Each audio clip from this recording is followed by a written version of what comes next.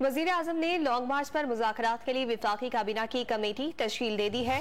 वजीर दाखिला राना सनाउल्लाह की ज़ेर सदारत कमेटी में 9 अरकान शामिल हैं। मजीद बात करेंगे इस्लामाबाद से डॉन न्यूज़ के चीफ रिपोर्टर सनाउल्लाह खान हमारे साथ मौजूद हैं। सनाउल्लाह बताएगा कमेटी में मजीद कौन कौन शामिल है। देखिए, वजीर आजम गुज़श्ता 2 रोज से जितनी भी इत्तेहादी जमातें हैं उनके अरकान से मुशावरत कर रहे हैं और उस मुशावरत के नतीजे में, क्योंकि जो हमें राय ने बताया कि ज्यादातर जो इत्तेहादी जमातें हैं उन्होंने मशवरा दिया था कि वजीर आजम सियासी जो दरवाजे हैं वो खुले रखें और उसके लिए अगर कोई मुज़ाकरात करने पड़े तो उसके लिए कमेटी जरूर होनी चाहिए, सियासी कमेटी इसको कह सकते हैं।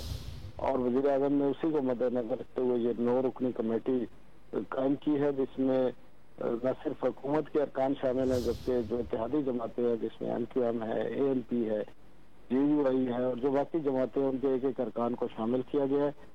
और अगर PTI या कोई और फरीक इस हवाले से सियासी मुज़ाकरात करना चाहता है तो वो दरवाजे खुले रखे गए हैं हुकूमत की तरफ से, ताकि जो सियासी एक मामलात हैं वो सियासी अंदाज में हल किए जाए।